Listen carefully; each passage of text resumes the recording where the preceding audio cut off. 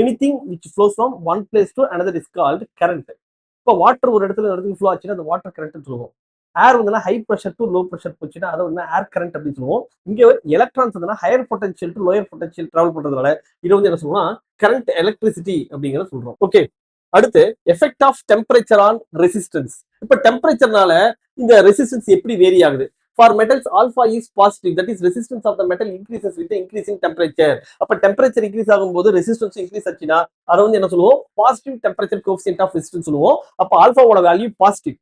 அதுவே for semiconductors and insulators இதுல வந்து பாருங்க ஆல்பாவோட வேல்யூ நெகட்டிவ் அப்படின்னு சொல்லுவோம். அதாவது டெம்பரேச்சர் இன்க்ரீஸ் ஆச்சுன்னா ரெசிஸ்டன்ஸ் குறையும். இது வந்து negative temperature coefficient of resistance சொல்லுவோம். For alloys like constant and manganin the temperature coefficient of resistance alpha is very small. இந்த மாதிரியான ஒரு சில அலாய்ஸ்ல டெம்பரேச்சர் எப்படி வேரி ஆனாலும் நமக்கு இந்த ரெசிஸ்டன்ஸ் பெருசா சேஞ்ச் ஆகுது. ஆல்பாவோட வேல்யூ கிட்டத்தட்ட சேஞ்ச் ஆகாம இருக்கும். சரியா? So they are used for making standard resistors. அப்ப ஸ்டாண்டர்ட் ரெசிஸ்டர்ஸ்க்கு இந்த மேங்கனின் இல்லாட்டி கான்ஸ்டன்ட் மெட்டீரியல் நம்ம யூஸ் பண்ணுவோம். Okay, next mobility of a charge carrier. Mobility அப்படின்னா என்ன?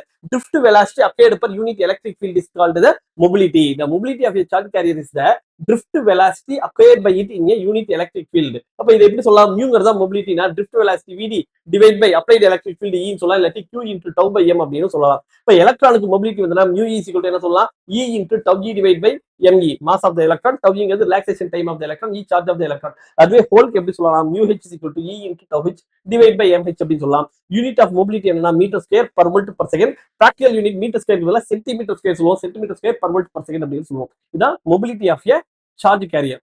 Next relationship between current and mobility. கரண்ட்டுக்கும் மொபிலிட்டிக்கு இருக்கக்கூடிய ரிலேஷன்ஷிப் என்ன? Current I is equal to என்ன சொல்லலாம்? NEA into mu e into capital E அப்படிங்கறத கண்டக்டர்ஸ்க்கு சொல்லலாம். அதே இது செமிகண்டக்டர்ஸ்க்கு வந்து என்னன்னா current is due to both electron and ஹோல்ஸா. அப்ப ஐக்கு என்ன வரும்? ENEA into V ன்னு வரும். IHக்கு ENHA into VH ன்னு வரும். அப்ப mobility mu is equal to VD divided by E. அப்ப VD யோட வேல்யூ என்ன சொல்லலாம்? mu into E ன்னு சொல்லுவோம். அப்ப அதே மாதிரி VE is equal to என்ன சொல்லலாம்? drift velocity of electron is equal to capital E into mu E. drift velocity of holes VH is equal to E into mu H ன்னு வரும். அப்ப current I is equal to ENEA. VD க்கு பதிலா அந்த V க்கு பதிலா என்ன சொல்றோம்?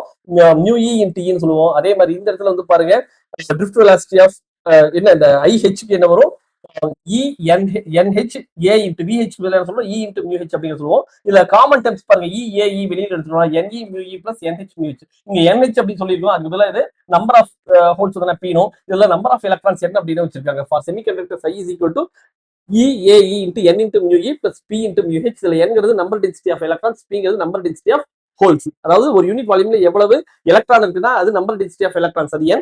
அதே மாதிரி நம்பர் டென்சிட்டி ஆஃப் ஹோல்ஸ்னா ஒரு யூனிட் வால்யூம்ல எவ்வளவு ஹோல்ஸ் இருக்குன்னு பார்த்தோம்னா அது நம்பர் டென்சிட்டி ஆஃப் ஹோல்ஸ், அதை Pங்கிற சிம்பிள் ரெப்ரசென்ட் பண்றோம். ஓகே, நெக்ஸ்ட் ஓமிக் கண்டக்டர்ஸ் அப்படின்னா என்னன்னா நமக்கு வோல்டேஜ் ஜீரோனா கரண்ட் ஜீரோவா இருக்கும்.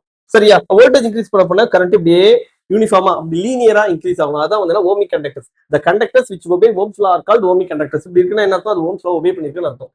For these conductors, VI graph is a straight line passing through the origin. அப்ப இதுக்கு வந்து straight lineல இருக்கும், ஆரிஜின்ல இந்த லைன் போகணும். For example, a metallic conductor for small currents is an ohmic conductor. அப்ப metallic conductor small current வந்து என்ன எல்லாமே ohmic conductor ஒர்க் ஆகும். நான் ohmic conductors அப்படின்னா இந்த மாதிரி கிராஃப் வராத எந்த ஒரு கண்டக்டர் எந்த ஒரு இதா இருந்தாலும் சரி அதை நான் ohmic conductors அப்படின்னு சொல்லலாம். பாருங்க, the conductors which do not obey Ohm's law are called non-ohmic conductors. The non-ohmic situations may be of the following types. எப்படி எல்லாம் அந்த situations இருக்கலாம்னா the straight line VI graph does not pass through the origin. இந்த straight லைனாவே இருக்கலாம், ஆனா இது இந்த ஆரிஜின்ல போகாம இந்த இடத்துல போகாம வேற இடத்துல இப்படி கட் ஆகலாம். இது ஒண்ணு.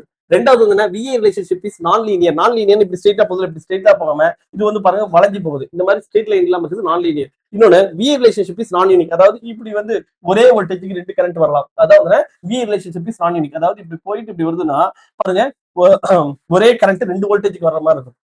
அப்ப examples of non ohmic conductors are water voltameter, thyristor, PN junction etcetera. இதெல்லாம் எக்ஸாம்பிள் சொல்லலாம். Next resistance in series. இப்ப ரெசிஸ்டன்ஸ் இருக்கு, இது இந்த மாதிரி கனெக்ஷன் ஒன் பை ஒன்னா இப்படி கனெக்ட் பண்ணோம்னா அதை வந்து என்னன்னா நம்ம ரெசிஸ்டன்ஸ் இன் சீரிஸ் அப்படின்னு சொல்லுவோம். பாருங்க, when the number of resistors are connected in series, their equivalent resistance RS is equal to the sum of the individual resistance. அப்ப இதோட equivalent resistance வேணும்னா என்ன சொல்லலாம்?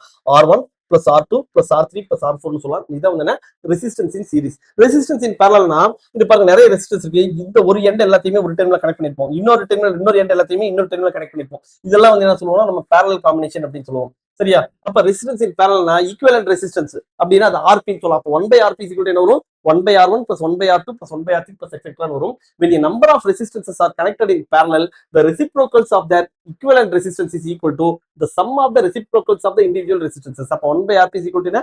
1/R1 + 1/R2 + 1/R3 + etc. Resistance வச்சுக்கலாம். அதே இது ரெண்டு ரெசிஸ்டர் மட்டும் இருக்கு, R1 R2 மட்டும் இருக்கு. அப்ப என்ன சொல்லலாம்? சிம்பிளா இந்த formula RP = R1 R2 / R1 + R2 அப்படிங்கறத சொல்லலாம். Maximum power theorem. It states that output power of a source of EMF is maximum. Output power வந்து எப்ப மேக்ஸிமமா இருக்கும் அப்படின்னா external resistance in the circuit is equal to internal resistance of the circuit. அப்ப external resistance internal resistance ஈக்குவலா இருக்கும். அப்ப maximum power transfer ஆகும். அந்த மேக்ஸிமம் பவரோட வேல்யூ என்ன? epsilon square divided by 4 small r. The efficiency of a source of EMF is 50% when it delivers a maximum power. Maximum power deliver பண்ணும்போது நமக்கு கிடைக்கக்கூடிய efficiency எவ்வளவு இருக்கும்? 50% தான் இருக்கும். Okay, next efficiency of an electric device. Electric device என்ன? The ratio of output power to input power. அப்ப output power efficiency eta is equal to output power divided by input power. Electric motor இருந்துச்சுன்னா output mechanical power divided by input electric power. சரியா? அதே இது வந்து பாருங்க, if input electric power is equal to output mechanical power plus power lost as heat. எப்பயுமே வந்து நமக்கு டோட்டலா அவுட்புட் வந்து அப்படியே டைரக்டா கிடைச்சிடாது. நமக்கு இன்புட் ஒரு வேல்யூ கொடுக்குறோம் அப்படின்னா ஒரு பார்ட் வந்து நமக்கு ஹீட்டா டிசிபேட் ஆகும், ரிமைனிங் தான் வந்து என்ன ஆகும்? நமக்கு அவுட்புட்டா கிடைக்கும். அப்ப இன்புட் எலக்ட்ரிக் பவர்ல ஒரு பார்ட் மெக்கானிக்கல் பவராகவும் ரிமைனிங் வந்து பவர் லாஸ்டாகவும் போகுது. The power output of an electric motor is maximum when its back EMF is 1/2 of the source EMF provided the resistance of the winding of the motor is negligible. அப்ப back EMF அப்படிங்கிறது ஒன்று create ஆகும். அது வந்து என்ன? நமக்கு the power output of an electric motor is maximum when its back EMF is 1/2 of the source EMF. source EMF விட back EMF அப்படிங்கிறது பாதி இருக்கு அப்படின்னா நமக்கு வந்து என்னவும் நமக்கு மேக்ஸிமம் பவர் அப்படிங்கிறது கிடைக்கும். ஓகே, நெக்ஸ்ட் கிர்ச்சாஃப் லா. கிர்ச்சாஃப் லா வந்து என்ன? ஒரு சர்க்யூட்ல எவ்வளவு கரண்ட், ஒரு பிரான்ச்ல எவ்வளவு கரண்ட் இருக்கு, ஒரு பர்டிகுலர் பார்ட்ல எவ்வளவு பொட்டன்ஷியல் டிஃபரன்ஸ் இருக்குறத ஃபைண்ட் அவுட் பண்றதா இந்த Kirchhoff law. These laws enables us to determine the currents and voltages in the different part of the electric circuit. இதுல ஃபர்ஸ்ட் லா வந்து என்ன? கிர்ச்சாஃப்ஸ் கரண்ட் லா இல்லாட்டி ஜங்ஷன் ரூல் அப்படின்னு சொல்லுவோம். In an electric current circuit, the algebraic sum of the current at any junction is 0, or the sum of the current entering a junction is equal to the sum of the current leaving the junction. அதாவது இப்ப நிறைய current உள்ளேயும் வருது, வெளியும் போகுது இந்த ஜங்ஷன்ல. இந்த ஜங்ஷன்ல எந்த ஒரு டைம்லயும் டோட்டல் கரண்ட் பார்த்தா 0 இருக்கணும். இல்லன்னா இன்னொன்னு என்ன சொல்லலாம்? எவ்வளவு கரண்ட் உள்ள இந்த ஜங்ஷனுக்குள்ள வருதோ அவ்வளவு கரண்ட் வெளியில போயிருக்கும். Mathematically summation I is equal to 0. இதுல என்ன சொல்றாங்க? ஜஸ்டிபிகேஷன்ல this law is based on the law of conservation of energy charge. law of conservation of charge. அதாவது கிர்ச்சாஃப் ஃபர்ஸ்ட் லா வந்து என்ன? கிர்ச்சாஃப் ஃபர்ஸ்ட் லா வந்து ஜங்ஷன் ரூல் அப்படின்னு சொல்றோம், இல்லாட்டி கிர்ச்சாஃப்ஸ் கரண்ட் லா. இது வந்து என்ன சொல்றோம்? the law is based on the law of conservation of charge. Charge வந்து என்ன? நம்ம கிரியேட் பண்ணவும் டிஸ்ட்ராய் பண்ணவும் முடியாது. அது ஒரு இடத்துல புதுசா கிரியேட் ஆகவும் ஆகாது, ஒரு இடத்துல போய் அது டிசிபேட்டும் ஆகாது. when current in a circuit are steady, the charges cannot accumulate or originate at any point of the circuit. எந்த இடத்துல அது புதுசா கிரியேட் ஆக முடியாது அப்படிங்கிற சொல்றாங்க. இதான் இதோட ஜஸ்டிபிகேஷன். செகண்ட் லா இது வந்து என்ன? லூப் ரூல்னு சொல்லுவாங்க, இல்லாட்டி கிர்ச்சாஃப்ஸ் வோல்டேஜ் லா அப்படின்னு சொல்லுவாங்க. Around any loop of a network, the sum of the changes in potential must be 0. அதாவது ஒரு சர்க்யூட் இருக்கு, நம்ம வந்து என்ன பண்றோம்? இங்க வோல்டேஜ் சோர்ஸ் கொடுத்துறோம். இந்த வோல்டேஜ் சோர்ஸ்க்கு இதுல இருக்கக்கூடிய வோல்டேஜ் எல்லாமே எல்லா காம்பனன்ட்லயும் டிராப் ஆயிருக்கும். அப்ப டோட்டல் வோல்டேஜ்னு பார்த்தோம்னா அது 0வா தான் இருக்கும். பாருங்க, the algebraic sum of the EMFs in any loop of the circuit is equal to sum of the product of the current and the resistances in it. அப்ப summation of delta V is equal to 0. இல்லாட்டி நம்ம தரக்கூடிய EMF எதுக்கு ஈக்குவலா இருக்கும்னா நம்ம current into resistance, ஒவ்வொரு டிவைஸ்க்கும் என்ன ரெசிஸ்டன்ஸ் இருக்கு, அதுல எவ்வளவு கரண்ட் இருக்கு, ரெண்டையும் மல்டிப்ளை பண்ணலாம், அந்த வேல்யூக்கு ஈக்குவலா இருக்கும்.